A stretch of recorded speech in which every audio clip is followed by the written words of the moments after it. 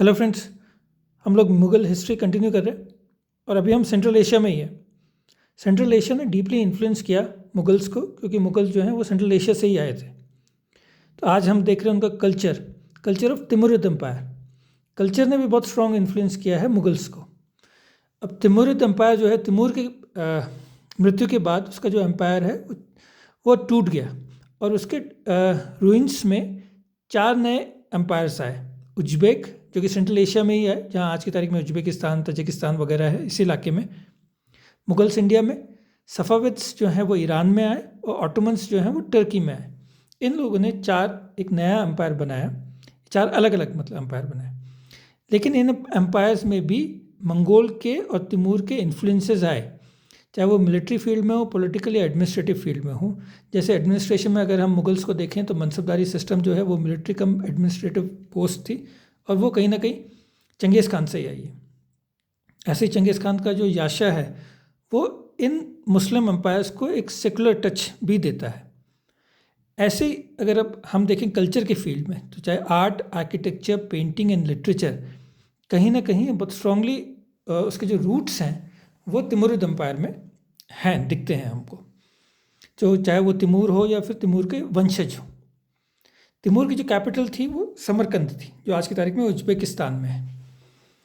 और तिमूर ने वहाँ पे कई बिल्डिंग्स बनाई, लेकिन जो असली सिटी जो आती है as far as culture is concerned, वो हेरात आती है। आज की तारीख में हेरात जो है वो वेस्टर्न अफगानिस्तान में है।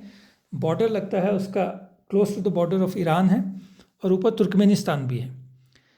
उसे फ्लोरेंस ऑफ द ईस्ट कहा गया है।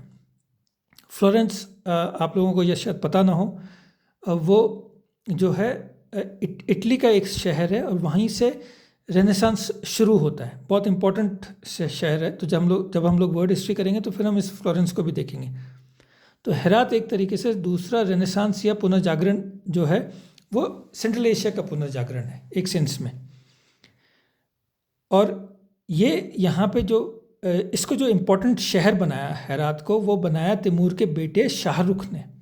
शाहरुख जो था वो यंगेस्ट सन ऑफ तिमूर था। जब तिमूर सुल्तान था तो उस समय वो गवर्नर ऑफ हेरात था इन 1397। तिमूर की अपनी कैपिटल उस समय समरकंद थी। एक बार जब तिमूर की मृत्यु होती है 1405 में, तो उसके बाद फिर शाहरुख जो है वो सुल्तान बनता है, लेकिन अब वो कैपिटल ट्रांसफ़र कर देता है हेरात में और यहाँ पे वो बहुत इंपॉर्टेंट महत्वपूर्ण बिल्डिंग्स बनाता है।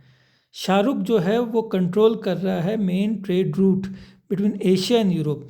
तो इस हेरात की ऐसी पोजीशन, स्ट्रेटेजिक पोजीशन है कि एक तरफ चीन हो गया, दूसरी तरफ सेंट्रल एशिया हो गया और यूरोप हो गया। तो इसका जो गेटवे है वो हेरात से जाता है। तो जो भी आने जाने वाला गुड्स था, इंक्लूडिंग सिल्क रोड भी यहीं से पास होती थी, तो सिल्क वगैरह जो भी जाता था उस पर वो हैवी टैक्स लगाता था। तो इकोनॉमिकली बहुत स्ट्रांग हो गया था शाहरुख, और वो इकोनॉमिक फाउंडेशन पे वो फिर अपनी कल्चरल फाउंडेशन की स्थापना करता है और एक खूब बड़ी बिल्डिंग्स वगैरह बनाता है। कहाँ पे? हेरात में। जाते जाते यहाँ पे शाहरुख के बारे में बता देता हूँ। शाहरुख का मतलब क्या होता है, क्योंकि हमारे पास शाहरुख खान भी है। शाह तो हो गया, ईरानियन जो राजा होते हैं एम्परर, उसने शाह की उपाधि धारण की होती है। और रुख का मतलब होता है चेहरा। एक गाना भी है, रुख से ज़रा नकाब हटाएं मेरे हजूर। तो ये आप शाहरुख खान का ये मतलब हुआ, शाहरुख का एटलीस्ट ये मतलब हुआ।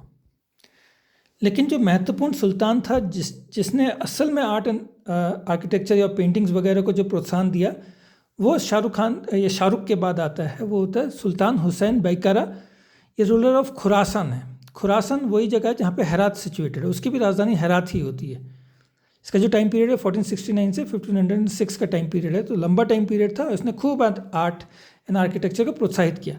या डीप इंटरेस्ट इन आर्ट, वो कनोसियर ऑफ आर्ट था। कनोसियर का मतलब जिसे नॉलेज होती है, जिसे समझ होती है आर्ट्स की। Patron of learning. तो जिस तरीके से यूरोप के रेनेसांस में डी मेडिची एक फैमिली है जो कि फ्लोरेंस की रहने वाली थी, जिसने खूब प्रोत्साहित किया था आर्टिस्ट को, ऐसे ही सुल्तान हुसैन बैकरा ने खूब प्रोत्साहित किया आर्टिस्ट को। Herat became premier centre for painting, calligraphy, poetry और आर्किटेक्चर भी। तो इसमें से हम पहला देख लेते हैं पेंटिंग को। और पेंटिंग इसलिए महत्वपूर्ण है क्योंकि पेंटिंग बहुत स्ट्रांगली इन्फ्लुएंस्ड है। मुगल पेंटिंग जो है वो इस हेरात स्कूल ऑफ पेंटिंग से बहुत महत्वपूर्ण स्ट्रांगली इन्फ्लुएंस्ड है। और जो सबसे महत्वपूर्ण पोएट है वो कमालुद्दीन बेहज़ाद। बेहज़ाद का नाम आपने ज़रूर सुना होगा, जब भी मुग़ल पेंटिंग आएगी पहला नाम बेहज़ाद का ही आएगा। तो इसको जान लेते हैं हम लोग। बट ये जन्म है और ये मृत्यु का टाइम पीरियड है, जन्म का टाइम पीरियड इनका क्लियर नहीं है। High point of the great tradition of Islamic miniature painting. Miniature painting क्या होता है? छोटी पेंटिंग्स, कॉम्प्लिकेटेड पेंटिंग्स होती हैं, ब्यूटीफुल पेंटिंग्स, उसे मिनिएचर पेंटिंग बोलते हैं। जनरली बुक जब लिखी जाती है, कैलीग्राफी जब करी जाती है, सुंदर राइटिंग में बुक्स लिखी जाती थी, जैसे सपोज के लिए अकबरनामा हो गया, तो लिखने वाले लिख देते थे, उसके बाद एक पोर्शन छोड़ देते थे, पेज का एक पोर्शन छोड़ देते थे जहाँ पे कि आर्टिस्ट आते थे, फिर पेंटर्स, और वो वहाँ पे पेंट करते थे। तो आपने देखा होगा कि लिखा हुआ है और साइड साइड में फिर अकबर का कोर्ट सीन चल रहा है या कोई शिकार का सीन चल रहा है, इस टाइप के सीन होते थे। तो वो मिनिएचर पेंटिंग होती थी, जिसके कि हाई पॉइंट लेके गया था बेहज़ाद। उसी से इंस्पायर थे मुग़ल पेंटर्स भी।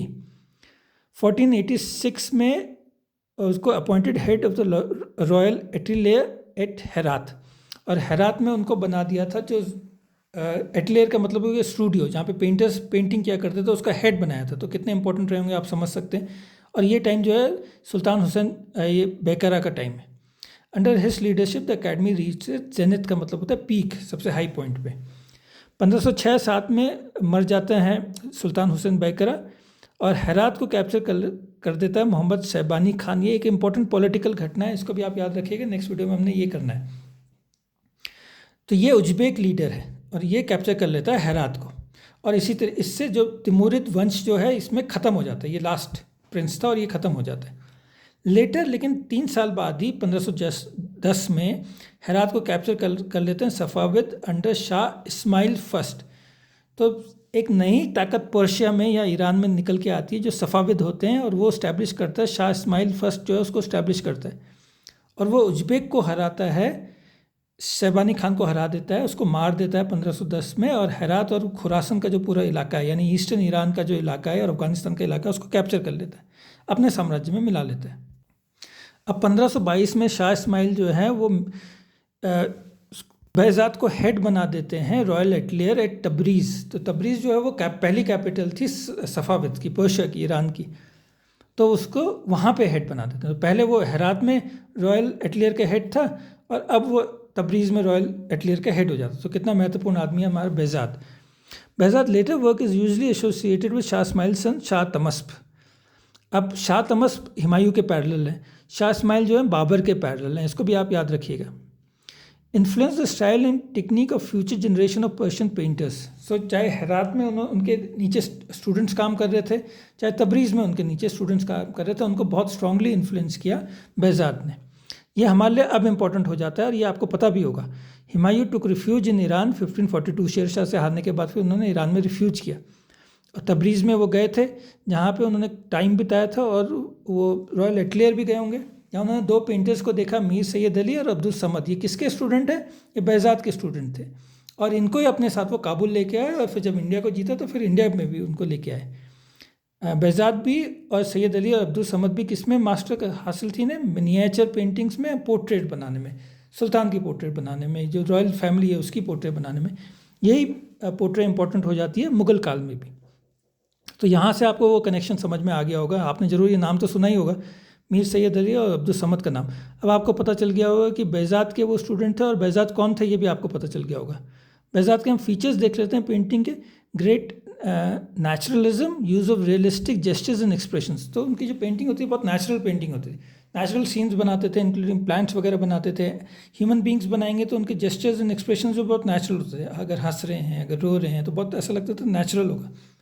यही रेनेसां पेंटिंग की भी खासियत थी, जो कि इस समय यूरोप में चल रही थी, इटली में चल रही थी। वहाँ पे भी बड़ी नेचुरल और रियलिस्टिक पेंटिंग्स होती थी।